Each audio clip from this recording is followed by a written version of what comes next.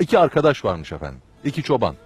Birbirlerini çok seven, yedikleri, içtikleri ayrı gitmeyen iki güzel çoban. Bir müddet ayrı kalmışlar. Hasretle dönüp kavuştukları vakit bakmış ki arkadaşına, yahu ne oldu sana? Bir deri bir kemik, perişan. Sorma demiş. Aşık oldum. Allah Allah demiş. Aşık olmuşsun. Bundan daha güzel bir şey mi var? Sevinsene, mutlu olsana. Ne kadar güzel. Yok demiş. Mesele bildiğin gibi değil. Ne oldu? Ben bir garip çobanım demiş. Ama aşık olduğum padişahın kızı. Hocam sohbette dedi ya, kapıcının kızını almak için bir düğün kurarsın ama padişahın kızıysa mevzu. Oo, çok şey lazım. Padişahın kızına aşık oldum demiş. Arkadaş önce bir yapma etme. Olur mu canım, davul bile dengi dengine diyecek olmuş ama bakmış ki aşık. Aşk halden anlar mı?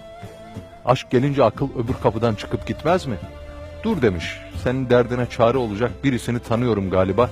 Falan seyahatte ben bir arif zatla tanıştım. Güzel, bilge bir insan.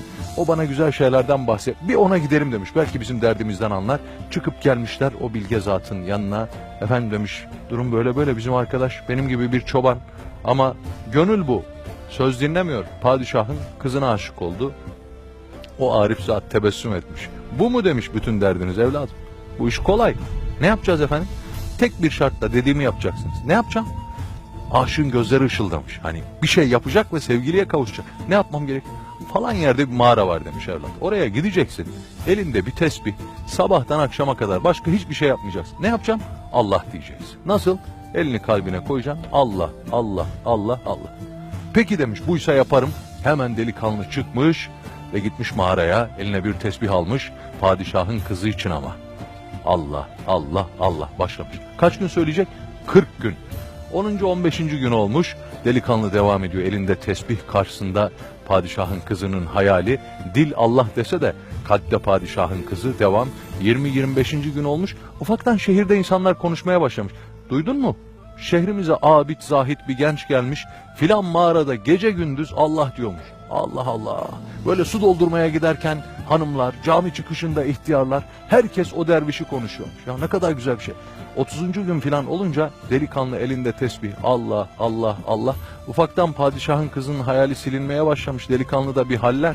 Yüz, el ışıldamış ama Allah, Allah, Allah devam ediyor. 40. günü bekliyor. 40. gün padişahın kızına kavuşacak. Öyle dedi Arif Saat. Derken söylentiler saraya kadar uzamış. Sarayda konuşulmaya başlamış. Vezir demiş ki, efendim duydunuz mu? Beldemize bir zahit, derviş genç gelmiş. Bu zatlar gittikleri yere bereket götürürler, muhabbet götürürler. Ne yapsak da onu burada tutsak? Padişah doğru dersiniz demiş ya. Bir toplayın bakayım bizim danışma heyetini. Danışma heyeti toplanmış ve o mecliste birisi daha var. İlk başta sordukları arif zat var ya, padişahın danışma meclisinde konuşmuşlar. Padişah demiş ki, sarayımın yanına bir saray yaptırsam kabul eder mi? Efendim demiş, arif zatlar, dervişler öyle mala mülke itibar etmezler. Vezirliğimizi verelim. Efendim onu da kabul etmezler. Ne yapacağız o zaman? Bize bir çare gösterin. Kerimenizin nikahını teklif edin demiş. Kızınızı verin ona. Aa demiş, kabul eder mi? Böyle bir şerefi bize lütfederler mi? Bir denemekte fayda var. Padişah tebaasını toplamış, halk yanında, vezirler gencin yanına gidiyorlar. 40. günün akşamüstü. Allah dostu da haber göndermiş. Demiş ki, aman söyleyin ona, padişah vezirlik verir, saray verir, şu bu, hiçbirini kabul etmesin ta ki kızının nikahını teklif edene kadar.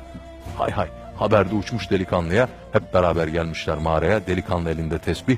Allah, Allah, Allah. Kapıdan edeple hürmetle girmişler. Oturmuşlar önünde. Padişah demiş ki, efendim varlığınız bize şeref veriyor. Bu beldeye bereket getirdiniz, safa getirdiniz. Bir sarayda size yaptırsak sarayımızın yanında kabulünüz olur mu? Yok demiş delikanlı elindeki tesbihe bakarak. Peki sadrazam mı olsanız, beraber ülkeyi yönetsek? Yok demiş delikanlı. Bu arada halk da heyecanla bekliyor. Çobanın arkadaşı da orada, vezirler orada, Allah dostu da orada.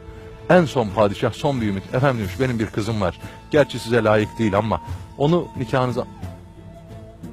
Yok demiş delikanlı. Yok deyince böyle herkeste bir şaşkınlık. Çobanın arkadaşı koşmuş gelmiş. Yahu ne yapıyorsun? 40 gündür sen bu kız için Allah diyorsun. Çoban gülmüş. Demiş ki, dostum ben 40 gün padişahın kızı için Allah dedim. Allah padişahla vezirlerini ayağıma getirdi. Düşünsene, Allah için Allah deseydim neler olmazdı. İstemiyorum.